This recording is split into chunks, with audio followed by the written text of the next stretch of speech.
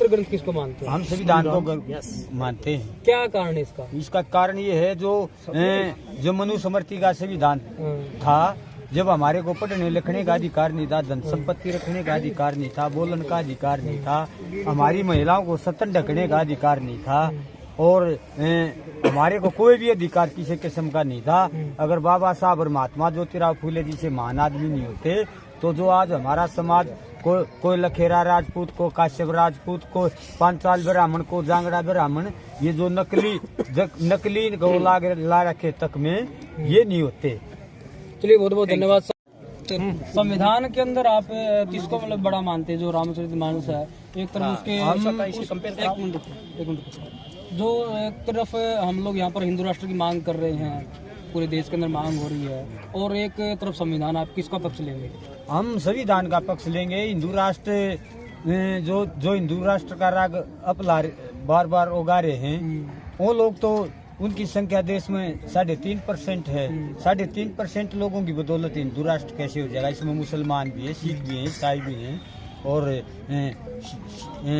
Schedule caste के लोग भी हैं, शेड्यूल ट्राइब के लोग भी हैं, ओबीसी के लोग भी हैं। तो हम कैसे मानेंगे? हम हिंदू वर्ण व्यवस्था के आधार पर हम हिंदू नहीं है। ओबीसी तो खुद को हिंदू, कट्टर सनातनी, ये सब जो शब्द हैं वो मान रहे हैं। ओ जो ओबीसी को एक कट्टर हिंदू, हम राम मंदिर खातिर चंदा देने के लिए। बोलो सर, इस ओबीसी क्रांति में क्या आप आने वाले विधानसभा में ये ओबीसी क्रांति कुछ नया परिवर्तन करेगी? इसमें कोई दो राय नहीं, क्योंकि जिस तरीके से ओबीसी को ठगा गया है, अब ओबीसी एक मंच पे आने के बाद इसमें कोई दो राय नहीं।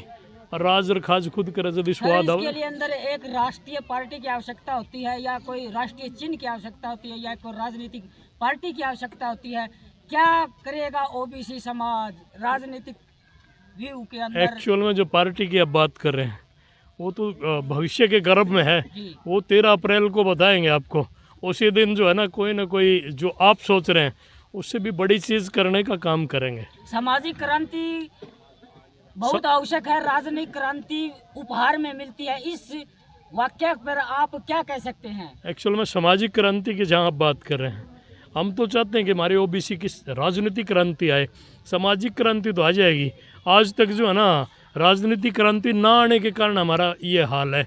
अगर राजनीतिक क्रांति होती तो जितने मेरे साथी मेरे साथ खड़े हैं, या कोई ना कोई MP और MLA मंत्री मिलता। राजनीतिक क्रांति में एक मिनट को, राजनीतिक क्रांति में आपकी अखिलेश यादव की सरकार आई है, मुलायम सिंह यादव की सरकार आई है, कर्पूरी ठाकुर खुद मुख्यमंत्री रहे हैं, चौधरी चरण सिंह यहाँ पर मुख्यमंत्री रहे हैं, प्रधानमंत्री रहे हैं, उसके साथ में लालू प्रसाद यादव लंबे अरसे तक मुख्यमंत्री रहे हैं। तो कैसे कह रहे हैं कि आप एक्चुअल में किसी ने अगर लड़ाई की बात नहीं, आप मैं राजनीतिक क्रांति की बात कर रहा तो कर्पूरी ठाकुर जी ने करी थी, और या फिर जो है ना साहब काशीराम ने करी, वही कोई इस पटल पे करने का काम करेंगे। आप ऐसा मान रहे हैं कि राजनीतिक क्रांति आई थी, वो चली गई? बिल्कुल चली गई, क्योंकि आज अगर राजनीतिक क्रांति एक प्रदेश में है, नीतीश कुमार जी हैं जो कर्पूरी ठाकुर जी के साथ हुआ करते थे, उन्होंने 1 मिनट में जातीय गणना की बात करी, तो इस और जो लोग हैं जो आज सत्ता पर काबिज है, उनके पेट में मरोड़े उठने शुरू हो गए,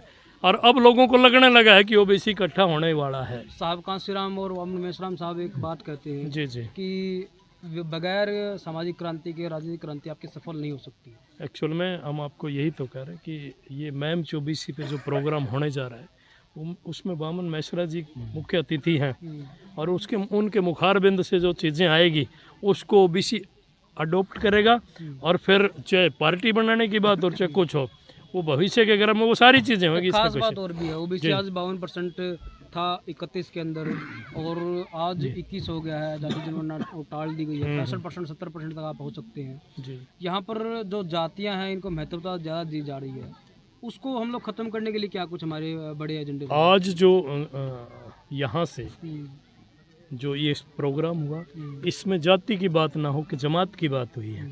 अब तो जाति अगर बैकवर्ड की ओनली ओबीसी की बात करूं तो ओबीसी में जितनी गोत्र हैं, जितनी जातियां हैं, उनको गोत्र माना जाएगा, और हमारी अगर कोई कास्ट है तो फिर ओबीसी है। इस पैटर्न पे चले, बिहार के मुख्यमंत्री की आज एक बड़ी जन्म जयंती मनाई जा रही है जी। और सूर्योदय मैं मान रहा हूँ इसको, अगर हरियाणा के अंदर हुआ तो एक खास बात आप मुझे ये बताइए कि वहाँ पर जो शिक्षा मंत्री हैं चौधरी डॉक्टर चंद्रशेखर जी, वह कह रहे हैं कि जो रामचरितमानस है वह और मनुस्मृति जैसे जो ग्रंथ है यह जलाने योग्य हैं। इससे आप लोग कितना समर्थन में हैं, आप बताइए। जो रामचरितमानस है उसमें सारा शूद्रों के खिलाफ किया गया, ढोल शूद्र पशु नारी सब ताड़न के अधिकारी। तो इन्होंने जितने ब्राह्मणों के ग्रंथ हैं इन्होंने घर की वही काका लिखनिया, शूद्रों ने तो कोई ग्रंथ लिखा नहीं, ना शूद्रों ने जाति बनाई, ना शूद्रों ने वर्ण बनाए, ना अंग्रेजों ने वर्ण बनाए, ना मुसलमानों ने जाति बनाई। तो ब्राह्मणों का काम है। ब्राह्मणों ने 6,743 जातियों के टुकड़ों में बांटा हमारे को। 3743 जातियाँ बैकवर्ड क्लास की हैं, 1700 जातियाँ शेड्यूल कास्ट की हैं और 800 जातियाँ जो शेड्यूल ट्राइब की हैं।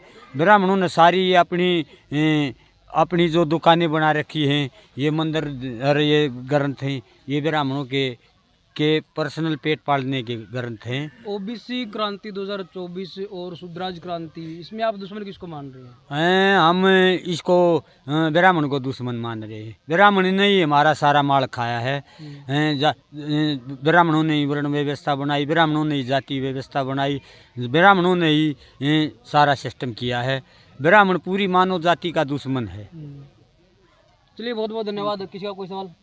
एक पार्टी के और यहाँ पर एक समाज का एक ओबीसी के नाम से एक क्रांति का जो आज कर्पूरी ठाकुर जी की जयंती पर एक कार्यक्रम हुआ और यहाँ पर आप पहुँचे, गणमान्य लोग पहुँचे हैं, तो यहाँ पर किस प्रकार का क्या कुछ कार्यक्रम रहा है, इस बारे में बताइए। पहले तो आपके चैनल के सभी दर्शकों को मेरा साधुवाद।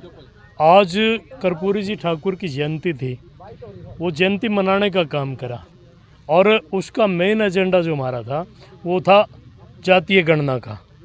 जो सरकार यूँ कह रही है कि हम जातीय गणना नहीं कराएंगे, तो हमारा एक ही है कि जितने भी शूद्र हैं इस देश में वो सारे इकट्ठे होके और एक शुद्राज क्रांति के रूप में 13 तारीख को मैम की धरा पे 13 अप्रैल को मैम की धरा पे एक बहुत बड़ा प्रोग्राम करने जा रहे हैं।